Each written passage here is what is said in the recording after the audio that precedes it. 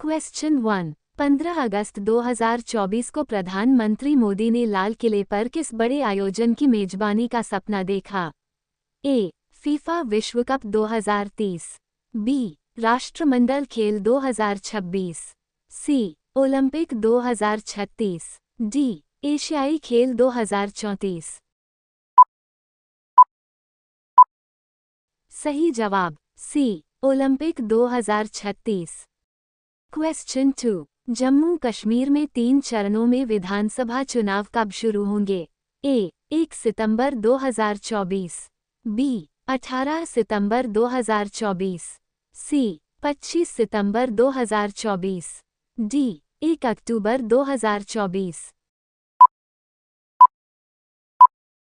सही जवाब बी. 18 सितंबर 2024। क्वेश्चन 3। इसरो ने 16 अगस्त 2024 को श्रीहरिकोटा के सतीश धवन अंतरिक्ष केंद्र से अपने छोटे उपग्रह प्रक्षेपण यान कौन सा उपग्रह लॉन्च किया? ए. EOS-08। बी. SSLV-D1। सी. PSLV-C50। डी. EOS-03। सही जवाब ए. EOS-08।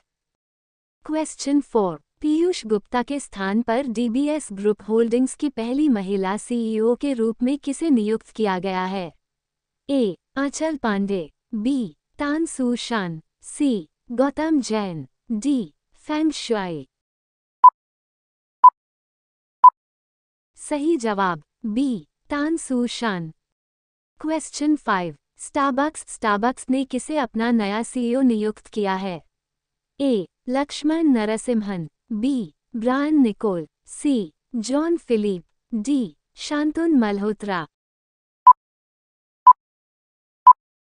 सही जवाब बी. Brian Niccol. क्वेश्चन 6। पृथ्वी के मेंटल से रिकॉर्ड चट्टान का नमूना कहाँ से निकाला गया? ए. हिंद महासागर। बी. प्रशांत महासागर। सी. अटलांटिक महासागर। डी. आर्कटिक महासागर। सही जवाब सी. अटलांटिक महासागर। क्वेश्चन 7। हाल ही में बांग्लादेश हिंसा के कारण भारत के किस राज्य में नाइट कर्फ्यू लगाया गया है? ए. मणिपुर। बी. मिजोरम। सी. पश्चिम बंगाल। डी. नागालैंड। सही जवाब ए. मणिपुर। क्वेश्चन 8। हाल ही में किसने इंडिया एट 100 लॉन्च किया है? ए. पीयूष गोयल। बी. नरेंद्र मोदी। सी. अमित शाह। डी. इनमें से कोई नहीं। सही जवाब ए. पीयूष गोयल। क्वेश्चन 9। हाल ही में किस हाईकोर्ट ने धारा 77 को असंवैधानिक घोषित किया है? A. Madras high court. B. Jaipur high court. C. Patna high court. D. Delhi high court. सही जवाब ए. मद्रास हाईकोर्ट। क्वेश्चन 10। 9 अगस्त 2024 को किस संस्थान में एक महिला प्रशिक्षु डॉक्टर के साथ दुखद बलात्कार किया गया और उसकी हत्या कर दी गई? A. AIIMS Delhi. B. RG Kar medical college और अस्पताल कोलकाता। सी. सफदरजंग अस्पताल Delhi. D. King Edward Memorial अस्पताल मुंबई। सही जवाब बी. आरजीकर मेडिकल कॉलेज और अस्पताल कोलकाता। क्वेश्चन 11। भारतीय वायुसेना IF ने 5 से 9 अगस्त 2024 तक उदार शक्ति 2024 अभ्यास में कहाँ भाग लिया? A. Singapore. B. Kuantan Malaysia. C. Jakarta Indonesia. D. Bangkok Thailand. सही जवाब बी. Kuantan Malaysia. क्वेश्चन 12। 10 अगस्त 2024 को तिमोर लेस्ते द्वारा राष्ट्रपति द्रौपदी मुर्मू को कौन सा पुरस्कार प्रदान किया गया? A. Order of merit. B. Timor Leste के आदेश का ग्रैंड कॉलर। सी. स्वतंत्रता का राष्ट्रपति पदक।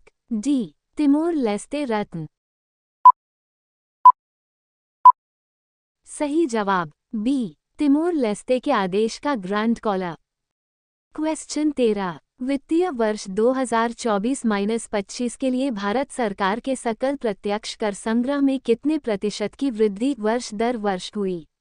ए 20%, बी 22%, सी 24%, डी 26%।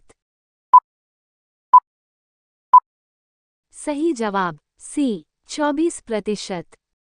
क्वेश्चन 14। पेरिस ओलंपिक 2024 में भारत की पुरुष हॉकी टीम ने कौन सा पदक जीता और स्पेन पर 2-1 की जीत में दोनों गोल किसने किए? ए स्वर्ण मनप्रीत सिंह, बी रजत पीआर श्रीजेश, सी कांस्य हरमनप्रीत सिंह, डी कांस्य अमित होहेदास। सही जवाब सी कांस्य Harmanpreet Singh. Question 15। Locarno film festival 2024 में पाडो अल्ला कैरियरा अवार्ड से किस बॉलीवुड अभिनेता को सम्मानित किया गया है? ए अमिताभ बच्चन, बी शाहरुख खान, सी ऋतिक रोशन, डी रणवीर सिंह।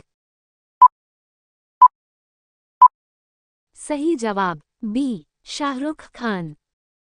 क्वेश्चन 16। 14 जनवरी 2024 को रानी मार्गरेट द्वितीय के बाद डेनमार्क के नए राजा के रूप में कौन नियुक्त हुआ? A crown prince Christian, B prince Frederik X, C king Christian IX, D prince Mette Frederiksen. सही जवाब B prince Frederik X. Question 17। Malaysia open super 1000 में पुरुष युगल फाइनल में भारतीय खिलाड़ी कौन थे?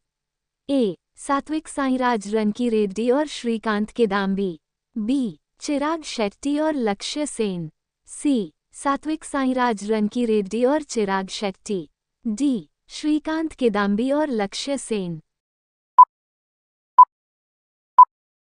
सही जवाब सी सात्विक साईराज रनकीरेड्डी और चिराग शेट्टी। क्वेश्चन 18। प्रधानमंत्री जनजाति आदिवासी न्याय महाअभियान पीएम जनमन के लाभार्थी कौन हैं? ए शहरी आबादी, बी विशेष रूप से कमजोर जनजातीय समूह पीवीटीजी, सी सामान्य श्रेणी के नागरिक, डी महिला उद्यमी। सही जवाब बी विशेष रूप से कमजोर जनजातीय समूह पीवीटीजी। क्वेश्चन 19। समग्र श्रेणी में उच्च शिक्षा संस्थानों के लिए एनआईआरएफ रैंकिंग 2024 में किसे शीर्ष स्थान मिला है? ए आईआईटी दिल्ली, बी भारतीय विज्ञान संस्थान बेंगलुरु, सी जवाहरलाल नेहरू विश्वविद्यालय, डी आईआईटी मद्रास। सही जवाब D IIT Madras. Question 20। Bharat सरकार ने चंद्रयान-3 मिशन की उल्लेखनीय सफलता का उत्सव मनाने के लिए किस दिन को राष्ट्रीय अंतरिक्ष दिवस घोषित किया है? ए 17 अगस्त, बी 19 अगस्त, सी 23 अगस्त, डी 11 सितंबर। सही जवाब सी 23 अगस्त। क्वेश्चन 21। बिग क्रिकेट लीग ने मैचों के प्रसारण के लिए किस चैनल के साथ दीर्घकालिक समझौता किया है? ए दूरदर्शन, बी प्रसार भारती, सी डीडी किसान, डी कलर्स टीवी। सही जवाब B Prasar Bharati. Question 22। Hockey India ने भारत की जूनियर पुरुष टीम का मुख्य कोच किसे नियुक्त किया है? A Amit Rohidas, B Sukhjeet Singh, C P R Sreejesh, D Harmanpreet Singh. सही जवाब C P R Sreejesh. Question 23। हाल ही में किसने ऑनलाइन पोर्टल सुस्वागतम लॉन्च किया है? A supreme court, B Madhya Pradesh high court, C Uttar Pradesh high court, D इनमें से कोई नहीं। सही जवाब ए सुप्रीम कोर्ट।